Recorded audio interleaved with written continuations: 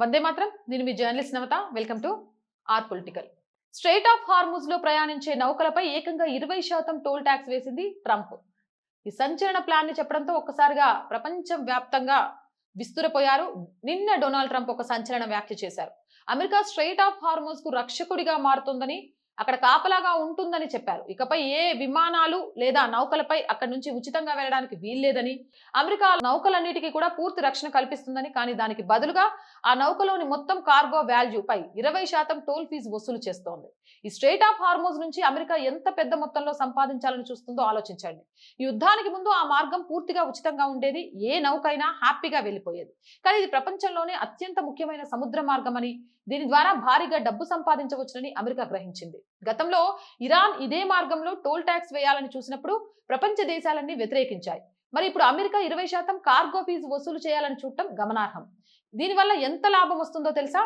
Oil super tanker, ఒక పెద్ద oil tanker లో దాదాపు 2 మిలియన్ బారెల్స్ చమురు ఉంటుంది. క్రూడ్ ఆయిల్ ధర బ్యారెల్ కు $80గా అనుకుంటే ఆ నౌకలోని మొత్తం సరుకు విలువ $160 మిలియన్ అవుతుంది.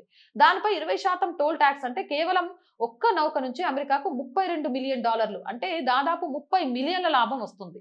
అలాగే ఇంకా పెద్ద నౌకల్లో సుమారు $2 బిలియన్ సరుకు ఉంటుంది. దీనిపై 20% ఫీజు అంటే ఒక్కో నౌక నుంచి $400 మిలియన్ వస్తాయి. ఇక $1 బిలియన్ విలువైన ఎలక్ట్రానిక్స్ అండ్ ఎల్ఎన్జి నౌకలు, $1 బిలియన్ విలువైన ఎలక్ట్రానిక్స్ నౌక నుంచి $200 మిలియన్ల, $150 మిలియన్ల విలువైన ఎల్ఎన్జి ట్యాంకర్ నుంచి $50 మిలియన్ అమెరికా ఖాతాలో పడతాయి. ఈ మార్గం గుండా రోజుకు సగటున 15 ఆయిల్ ట్యాంకర్లు, 8 ఎల్ఎన్జి క్యారియర్లు, 20 ఇతర నౌకలు వెళ్తుంటాయి. ఈ లెక్కన డొనాల్డ్ ట్రంప్ ప్లాన్ ప్రకారం అమెరికాకు రోజున $4.9 బిలియన్, అంటే సంవత్సరానికి దాదాపు $1.8 ట్రిలియన్ భారీ ఆదాయం వస్తుంది. ఈ యుద్ధం వెనక అసలు ప్లాన్ ఇక్కడ నుంచి భారీగా డబ్బు సంపాదించడమేనని అర్థమవుతుంది.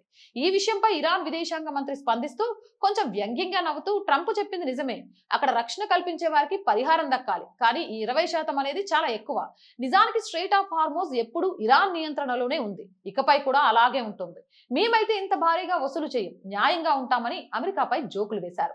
ప్రపంచంలో మరెన్నో సముద్ర మార్గాలు ఉన్నాయి. అక్కడ కేవలం కొన్ని వేల డాలర్ల నుంచి గరిష్టంగా $1,00,000 వరకే ఫీజు ఉంటుంది. కానీ ట్రంప్ మాత్రం ఏకంగా 20% కార్గో ఫీజు వసూలు చేయాలని చూస్తున్నారు. భవిష్యత్తులో ఈ మార్గం అమెరికా చేతిలోకి వెళ్ళినా లేదా ఇరాన్ చేతిలో ఉన్న నౌకల ప్రయాణ ఖర్చులు పెరిగి ప్రపంచవ్యాప్తంగా చమురు మరియు సరుకుల ధరలు విపరీతంగా పెరగడం ఖాయం. ఏదేమైనా ట్రంప్ మామూలుడు కాదు. జై హింద్, జై భారత్. అండ్ మోర్ వీడియోస్ కోసం R group of channels, R voice, R political, R Sanskriti channel ని వెంటనే సబ్స్క్రైబ్ చేయండి. కంటెంట్ బాగుందనిపిస్తే లైక్ చేయండి, షేర్ చేయండి. ఇంకా ఎలాంటి కంటెంట్ చేయాలి అనేది కామెంట్ రూపంలో తెలియచేయండి. ఆర్థికంగా ఆర్ వాయిస్ కి చేయుతగా నిలవండి. మీరు చేసే సహాయం ఈ రోజు ఆర్ వాయిస్ కి చాలా చాలా అవసరం. సపోర్ట్ చేస్తారని ఆశిస్తున్నాను. ఆర్ వాయిస్ కి సపోర్ట్ చేయాలి అనుకుంటే సబ్స్క్రిప్షన్ పక్కనే జాయిన్ అనే బటన్ ఉంది. 1 to 5 లెవెల్స్ ఉన్న ఏదో ఒక లెవెల్లో సపోర్ట్ చేయండి. లేదా స్క్రీన్ మీద గూగుల్ పే, ఫోన్ పే తో పాటు అకౌంట్ డీటెయిల్స్ ఉన్నాయి. మీకు తోచిన సహాయాన్ని అందించవచ్చు.